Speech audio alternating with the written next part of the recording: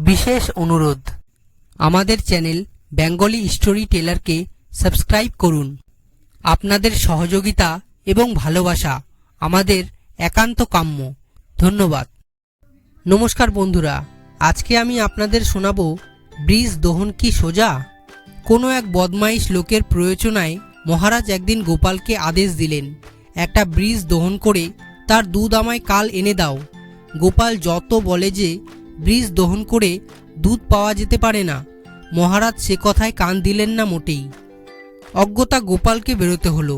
গোপালের মতো ধুরন্ধর লোক টো টো করে ঘুরে কোনো উপায় না বের করতে পেরে ক্লান্ত হয়ে বাড়িতে দরজা বন্ধ করে শুয়ে পড়ল। মনে মনে ভাবতে থাকে, কি করে এ যাত্রা বাঁচা যায়। গোপাল কোনো বুদ্ধি মাথায় খাটাতে পারল না। গোপালের স্ত্রী স্বামীর এই রকম অস্বাভাবিক আচরণ দেখে বিস্মিত হয়ে এর কারণ জিজ্ঞাসা করলে গোপাল বলে, মহারাজ আমাকে ব্রিজ দহন করে দুধ নিয়ে যেতে আদেশ দিয়েছেন। কি যে করি, কোথায় যাই, কে আমাকে এই বিপদ থেকে রক্ষা করবে ভেবেই কুল কিনারা কোনো পাচ্ছি না। যদি ষাঁড়ের দুধ দিতে না পারি গর্দন যাবে। নিশ্চয়ই মহারাজ কারো প্রয়োজনায় এমন অসম্ভব কাজ আমার ঘাড়ে চাপিয়েছেন। এখন কি করে রেহাই পাওয়া যাবে ভেবে স্থির করতে পারছি না। গোপালের স্ত্রী স্বামীকে বলল, তুমি কাল আর বেরিও না, যা করবার আমি করছি। এই সামান্য কাজের জন্য এত চিন্তা। গোপালের স্ত্রী গোপালের চেয়েও সরেস বুদ্ধি ধরে কখনো কখনো। পরদিন খুব ভোরবেলাতেই রাজবাড়ির সম্মুখে নদীর ঘাটে গিয়ে গোপালের স্ত্রী গাদা গাদা কাপড় সশব্দে কাচতে লাগল।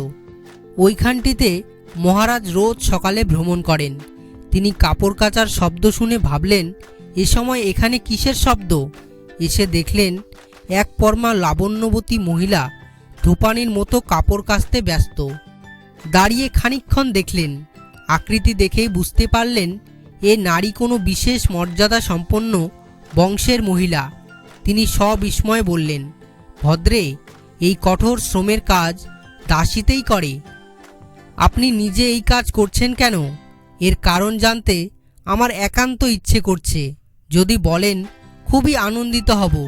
গোপালের স্ত্রী বললেন, কি করব বলুন বাবা, দাসীর অসুখ করেছে, অথচ নতুন দাসী খুঁজে আনবার সামর্থ্য আমার স্বামীর আজ আপাতত নেই। কারণ তিনি প্রসব বেদনায় একান্ত কাতর। কাপড় সিদ্ধ হয়ে গেছে, কাজেই নিজে কাপড় কাচা ছাড়া আর উপায় কি? ঘরে আর কেউ নেই যে কাজটুকু করে দেয়। দু একদিন ভেজা কাপড় ফেলে রাখাও যায় না, নষ্ট হয়ে যাবে। মহারাজ অবাক হয়ে প্রশ্ন করলেন, স্বামী প্রসব বেদনায় কাতর, এ কি অসম্ভব কথা বলছেন আপনি? পুরুষেরা কি সন্তান প্রসব করতে পারে? এ আমি আপনার মুখে ছাড়া আর কোথাও কোনো দিন দেখা তো দূরের কথা, শুনিও নি। গোপালের স্ত্রী বললেন, কেন হবে না? যে দেশে ব্রিজ দহন করলে দুধ পাওয়া যায়, সে দেশে পুরুষের পক্ষে সন্তান প্রসব করা কি এতই অসম্ভব? আজ শুনলাম আমাদের মাননীয় মহারাজ আদেশ দিয়েছেন একজনকে ব্রিজ দহন করে দুধ আনতে। মহারাজ নিজের ভুল বুঝতে পারলেন এবং অনুমান করলেন ইনি গোপালের স্ত্রী। তখন নিজে গোপালের বাড়ি গিয়ে গোপালকে ডেকে প্রাসাদে নিয়ে গেলেন এবং সুকৌশলে ভুল ভাঙানোর জন্য গোপালের স্ত্রীকে বেশ ভালোভাবেই পুরস্কৃত করলেন এবং যার প্রয়োজনায় তিনি গোপালকে এই কাজের জন্য বিলম্বিত করেছিলেন তাকেও প্রচুর জরিমানা করলেন।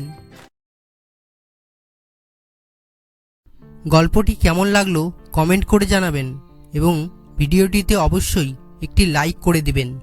গল্পটি যদি ইন্টারেস্টিং মনে হয় তাহলে বন্ধুবান্ধব এবং পরিবারের মাঝে শেয়ার করে দেবেন। চ্যানেলে নতুন হলে সাবস্ক্রাইব করে বেল আইকনটি বাজিয়ে দেবেন, তাতে পরবর্তী ভিডিওর নোটিফিকেশন সবার আগে পাওয়ার জন্য।